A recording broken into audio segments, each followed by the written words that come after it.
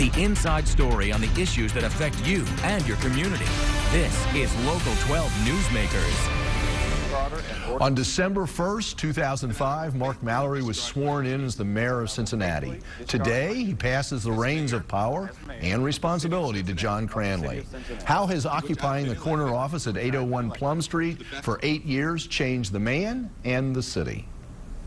Good morning and welcome to Local 12 Newsmakers. I'm Dan Hurley. Transitions are always exciting, fueled by dreams of fresh starts and clean slates.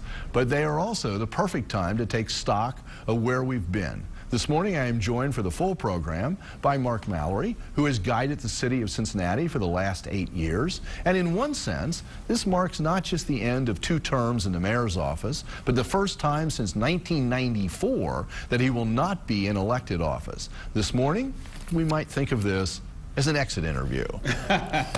Welcome back. Thank you. Always great to be here. You have been here many times many last times, last 8 years and before that. Yes. Let's begin with sort of a narrow focus. Okay.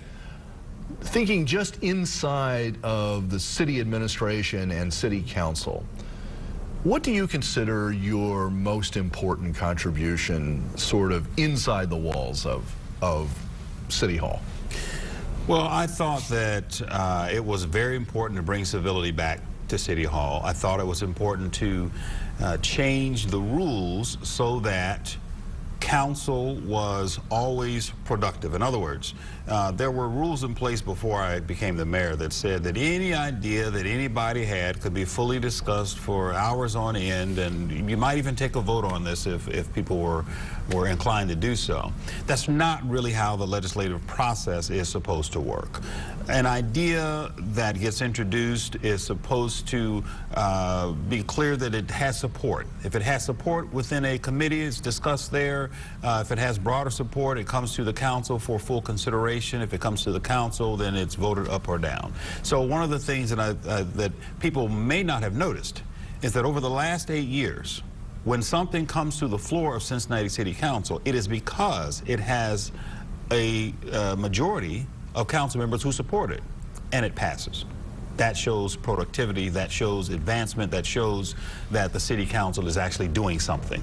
For those of us who report on city council, the change was dramatic and almost immediate. I mean, those rules changes were, and I remember talking to you about this. My sort of interpretation is this comes out of your experience in state government. And that's how things operate. As a legislator, that's how things operate. And you sort of brought that sense of process into City Hall, because things were pretty chaotic and embarrassing. And they're not that way anymore. That's absolutely true, and people should keep in mind that City Council is a legislative body. I mean, this is by state statute. They are the individuals that bring forth legislation, that bring forth laws that affect, in our case, they're called ordinances, that affect the governing of the city of Cincinnati. The same thing happens at the state level, the same thing happens at the federal level. I just wanted to make us more productive than either the state or the federal level. Yeah, well, we won't go there this morning. Let's look outside beyond the walls of City Hall. What do you feel are the most important things that you've contributed? What are you proudest of out there in the city as a whole? Well, now see, that's a different question. We'll have to get to this in a couple of different ways. I don't look at individual projects or initiatives as the thing that I'm most proud of. So people think that I would say the banks or the streetcar, which I'm sure we will talk about today, or the revitalization of Over the Rhine, or all of these great things that have happened in our neighborhoods or our national, international reputation.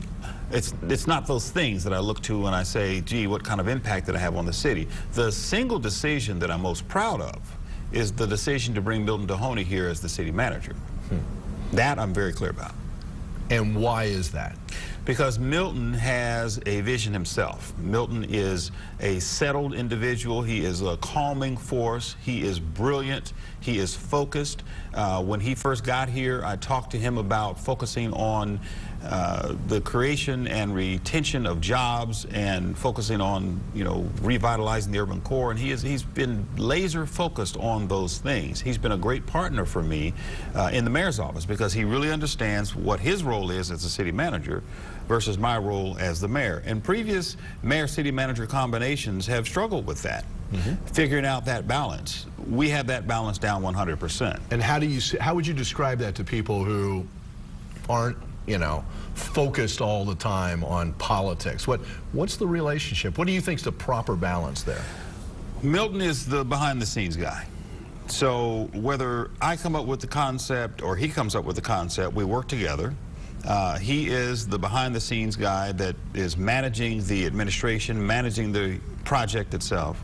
I'm the out-front guy. I'm the guy that goes out and talks to people about partnerships and figures out what the resources that can be brought to the table are. I'm the guy that goes out and sells the city at the national and the international level. I know that's been controversial. What a concept that the lead person in the city should go out and sell it, but that's what you do when you're in a leadership position. And so he understands that balance, and it's worked extremely well. We haven't had the conflicts that I've seen in other situations.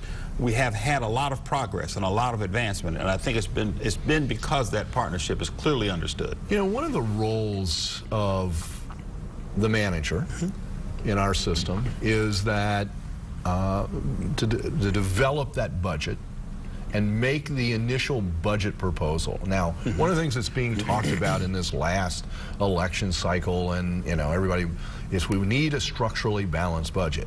In fact, the manager did deliver budgets that were structurally balanced, and then council has to debate those budgets, and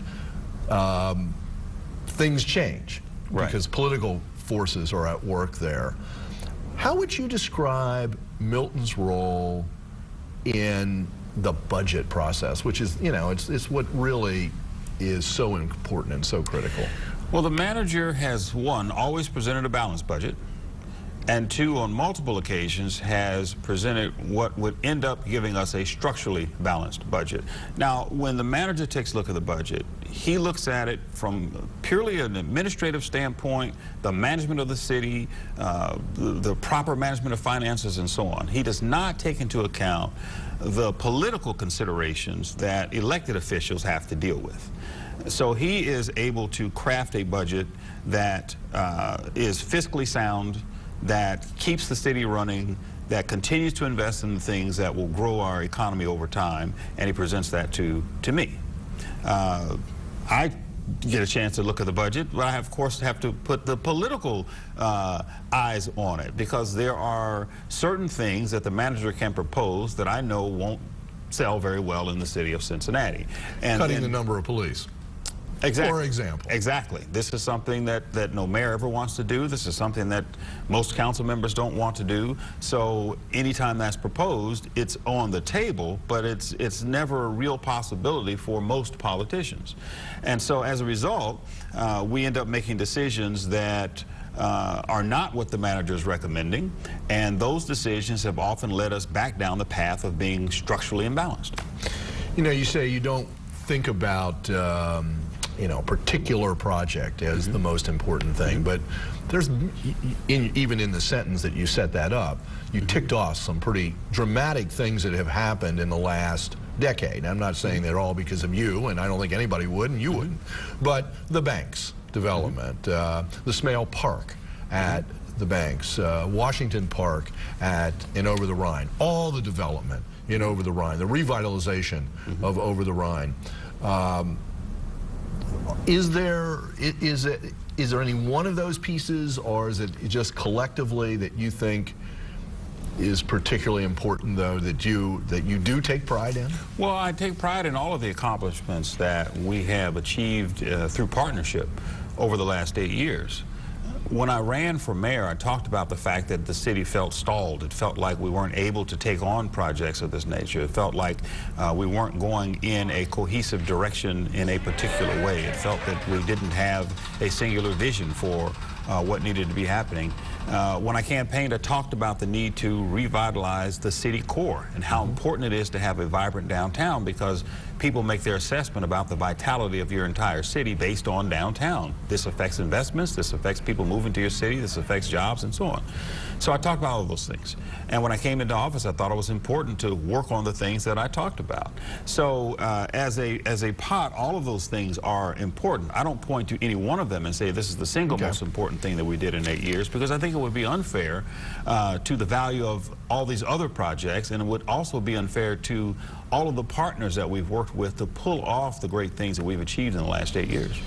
In relationship to that, when we get into political campaigns, people always in the city, there's a dynamic. Well, all that stuff's happening in the downtown, but in the neighborhoods, they're being ignored. Right. What do you say to that? In your 8 years, were the neighborhoods ignored? Hogwash. And I hate to use such a strong term, but it's hogwash. We've spent more than $500 million in neighborhoods in the last 8 years. $529 million to be exact. And what do we spend that money on? All kinds of things. So we did, of course, street paving, because you have to do street paving, right? We did streetscapes. We also invested in business districts throughout the city. We invested in housing throughout the city. I mean, we built new housing in multiple neighborhoods all around the city. We did senior housing. We partnered on apartment buildings. We partnered on new office buildings that were built in communities. We built fire stations. We're building a new police station. We have invested a lot in new recreation centers and new pools. So when people say you haven't spent money in neighborhoods, I scoff at that. I think the reason that people feel that way is because downtown is such a concentrated area where you can absolutely see the investments that are being made, and you can see the progress that's being made. Our city is large. It's 77 square miles. And so you can spend $500 million in this 77 square miles, and it would feel to the average person that you haven't done anything.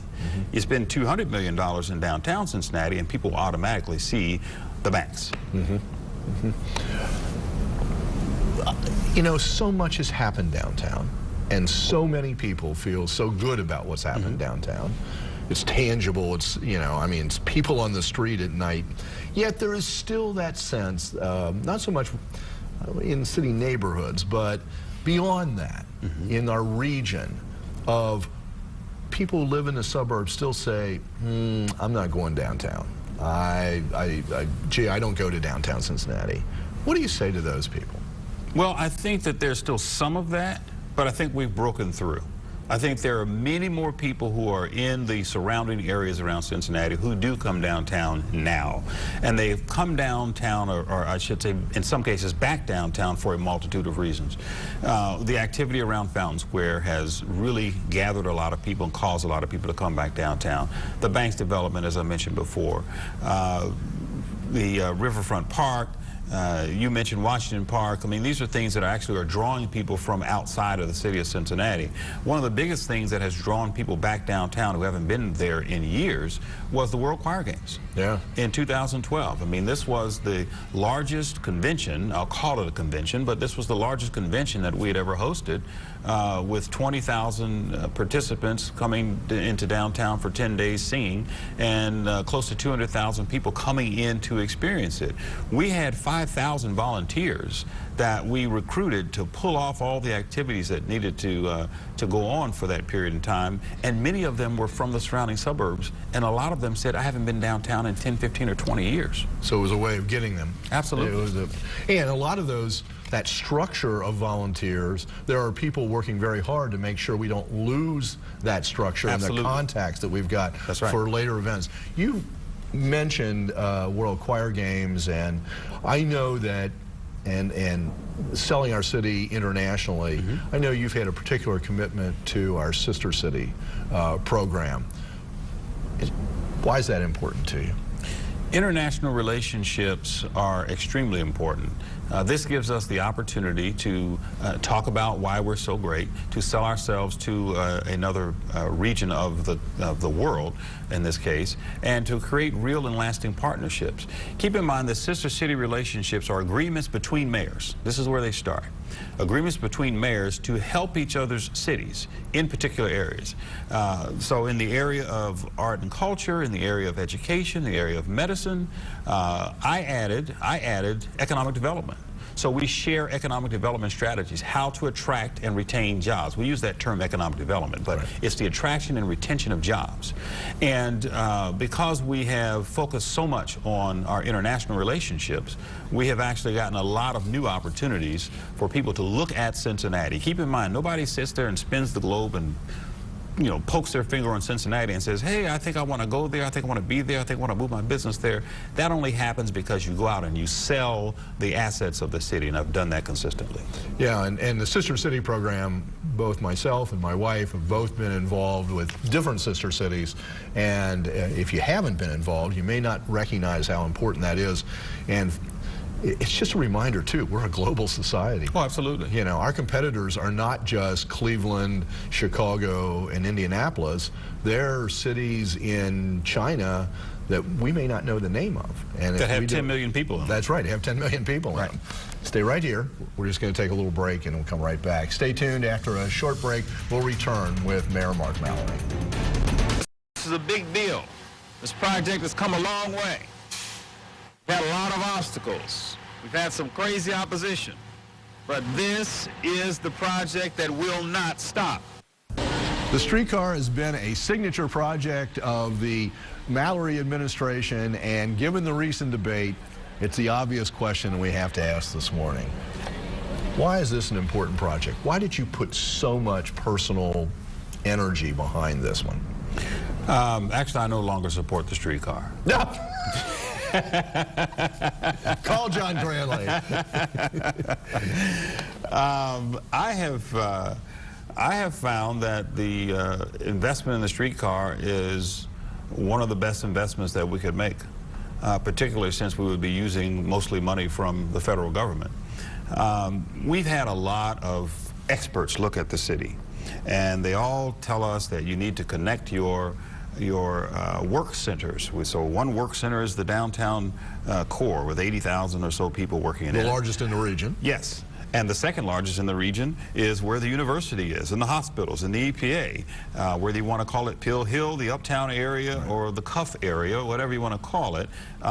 There are probably 70,000 people at this point working there, and they're growing fast. And every economist and urbanist and economic development expert has said you need a connector between these two. So the streetcar project is meant to move people back and forth between these two economic centers, and it's very important to do. If you look back through the history of Cincinnati, obviously we had streetcars, and for the period that we had streetcars, we had population growth. And when we got rid of streetcars in around 1951, our population plateaued, and in '60 it was the highest it has been at 500,000, and it started to decline ever since. And if you look at cities that have developed streetcars, whether they developed those streetcars in the 1870s or 10 years ago, you will see that new businesses come up along the streetcar line, new housing is redeveloped, jobs are expanded. I mean, this is a way of growing your economic base in the area that is serviced by the streetcar. I mean, on a serious level, given all the debate that's taken place over the last few months, do you still believe just as much in the streetcar today as you did, say, a year ago, 2 years ago? Probably even more so. Okay. So all of those travels that I've been doing around the country and around the world, in a lot of those cities, they've had either streetcars, light rail, subways, and in some cases high-speed rail. And you can see the effects of what fixed rail passenger train service does, because that's what we're talking about. The difference between streetcars and light rail is just the speed at which it goes and the number of stops, right? And so you can see the development that has taken place in all of these cities all around the world. I'm just as committed to the streetcar today as I was 2 years ago, 4 years ago, 8 years ago. Shifting topics, one of the things that you and I talked about over the years on this program, and I still remember a conversation when you were on with Milton Tahoney, sort of introducing him. One of the things in his background, coming out of Louisville and then being the manager in Lexington, both being places with city-county governments. Right. I ask you the question, do you think this portends that we can move towards some sort of better relationship between the two? How did we do the last 8 years in pulling down any of those walls between the city, the county, the region? Well, I think there are two parts of this. One is the relationship between the city and the county and the working relationship between the two. The other is a question of governance and coming to some level of unified governance. So let's put that aside for a second. The city and the county work very well together on all kinds of projects. We work together every day on MSD. We work very well together on... But would you say we work well together on MSD? Yes. And there's a lot of tension around okay, that. but the tension, though, and we have to make the separation, the tension is sometimes between the elected leaders. The folks who go to work every day work well together. They do it all day, every day. The folks who worked together to do the Fort Washington Way reconfiguration worked extremely well together. When the city and the county worked together to expand Convention Center before I was the mayor, under Charlie Lucan, they worked extremely well together. When the city and the county worked together to get the first phase of the banks done, we worked extremely well together.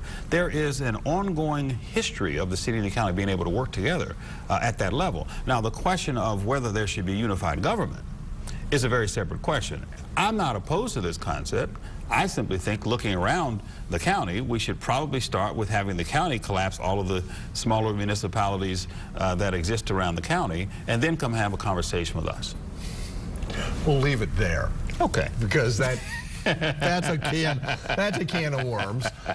Let me ask this question, sort of as we are going to be running out of time here. What's next for you? As I said at the beginning, you've been in elected office since 1994. This is a long run in the Ohio House of Representatives, the Ohio Senate, now the mayor. What's next? Well, you're right. 19 years I've been elected to public office. I have been a servant of the public for 31.5 years. So I've been around for a long time.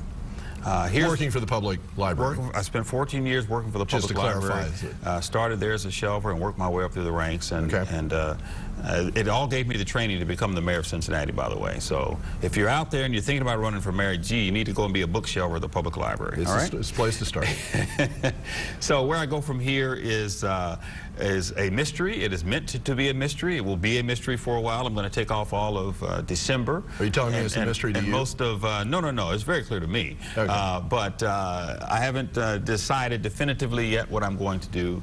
I do know that I'm going to continue to concern myself with the vitality of the city of Cincinnati and making sure that we are being all that we can be as a city. And at some level, I know that I will always continue to give back to the public. Now, I've been clued in on this by somebody who talked to you before in our newsroom. What would be your dream job? Dream job is working for Ford Motor Company. That's the dream job. Either in product development or in marketing and promotion and advertising. Ford Motor Company is, I think, a fantastic American industrial story. Obviously, the past of Ford is colored with some issues, but as a success story, Ford is a great company. And if you worked for Ford, what do you imagine, if you could name your job inside Ford, what would you do? My job inside Ford would have to do with product development for the Lincoln brand. I think the Lincoln brand is suffering. Are we talking about designing it?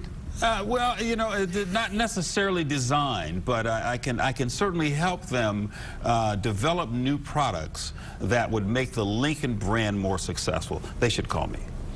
Now that, you know, I'd been tipped off, as I said. Yeah. That surprises me. And you're not an engineer. I don't know. No, I'm multifaceted. You're okay. I do a lot of things. You do a lot of things. Yeah, you're required to as the mayor. I mean, a successful mayor is one who understands how things connect to other things. You don't need to be an expert in everything, but you need to understand how things connect to other things. That's very important in terms of promoting progress. And how people connect. Absolutely. To each other. Absolutely. Across lots of different spectra. Yes. Yeah. So. Well, it's the people that get it all done, so. Yeah. Well, I hope this isn't the last time that you're a guest on Newsmakers. I hope that as you get involved with the city and stay involved, there's reason to have you back. But I want to thank you for two things. One, for all of the work that you've done for the people of Cincinnati in your various offices, including as shelver at the public library. Kim Fender will love that. Yes. But in all of it, and especially for the last 8 years. And secondly, I want to thank you for being so available on this show to speak to the public. Believe me, I appreciate that. And even today, I know you juggled your schedule to be here with us. So thank you very much. Thank you. I appreciate it. And tell your mother and father I said hello. I will. Thank you. And all your brothers are all in elected office. Thank you for making Newsmakers a part of your Sunday morning. Join us again next week to meet the men and the women working to shape our region for the future. Have a great week.